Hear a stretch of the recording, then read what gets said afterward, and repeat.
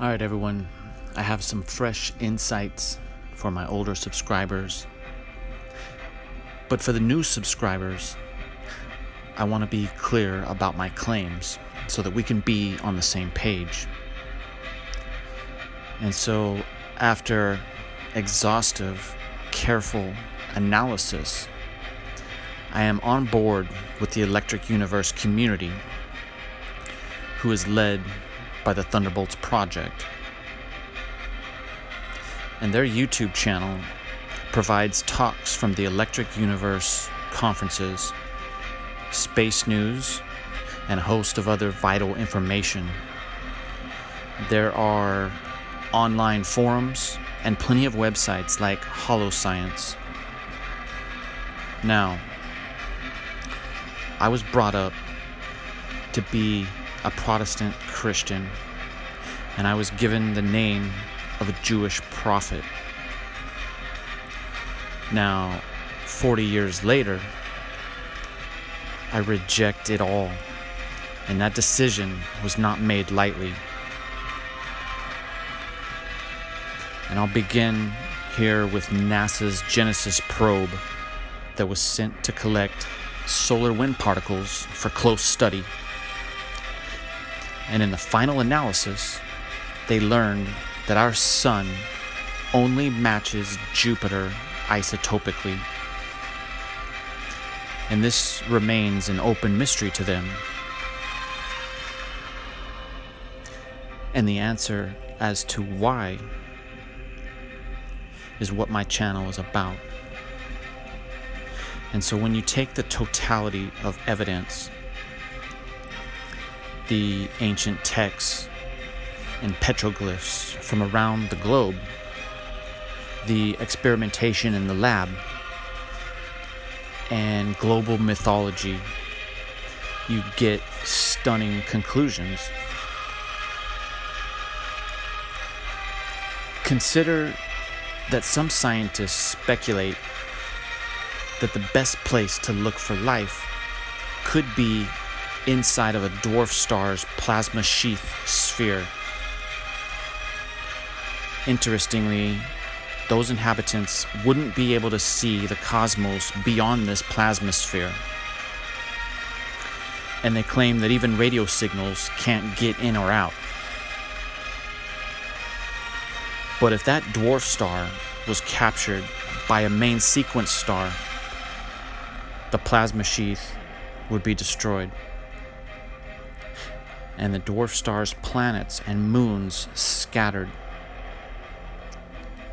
And during our scattering, these electrified and magnetic bodies were engaging each other with the so-called thunderbolts of the gods before settling into their new orbits. And this new sun god destroyed the plasma sphere and seemingly created the heavens as the stars became visible. And so we had survivors documenting certain changes. For example, in the Genesis account, after the flood, we suddenly get rainbows and day and night and seasons. We get a shortened lifespan, difficulty with agriculture, and terrified animals. You see, rainbows weren't a thing in Saturn's plasma heliosphere, the sphere that provided illumination to 100% of the planet all the time with its purple glow. We likely lived longer because of less radiation in our lush Garden of Eden, where the plants and animals originally evolved. Even the Vikings spoke of the Rainbow Bridge.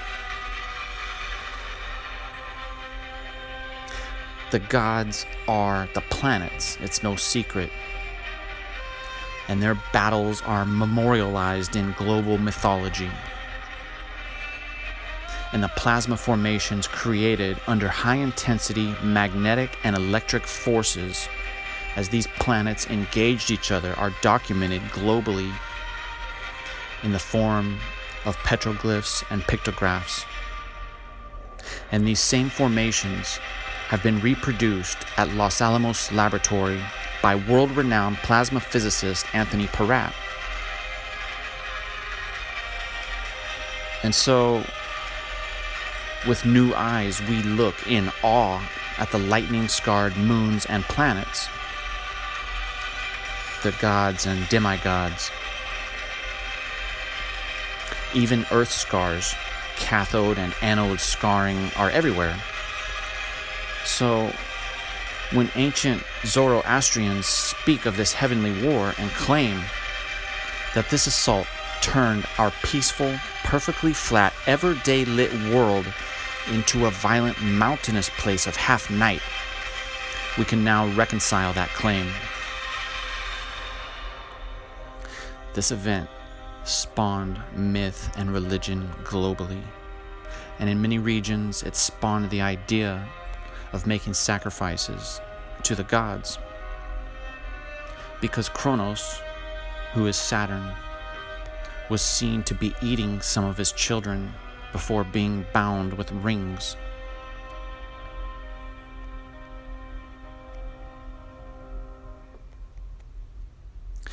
His children were unlucky planetary bodies that simply fell into Saturn. And with the as above, so below attitude, some were going so far as to sacrifice their own children, which is a testament to the grandiosity of the event. Now, there is evidence of multiple cataclysms occurring over time, and we will discuss that in the future.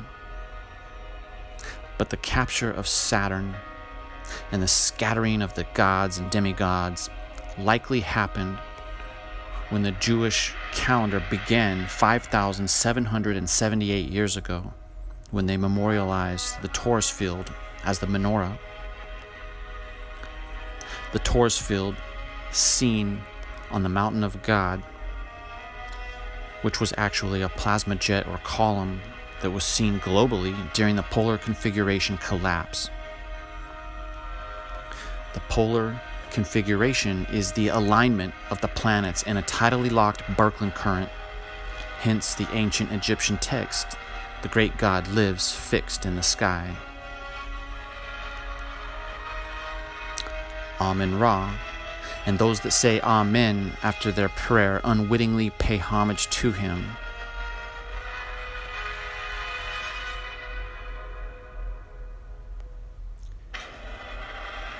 In my opinion, the flood account and the Exodus story are the same event. And in my opinion, there are no demons or angels, no 7-year tribulation, and no rapture.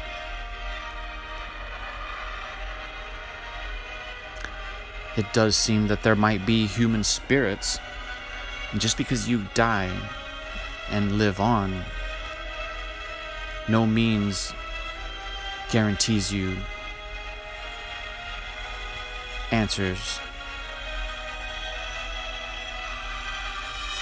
There might be a creator of the cosmos, but if he left us in muddy waters amongst interdimensional superior evil beings under the threat of eternal torture, then he does not deserve worship.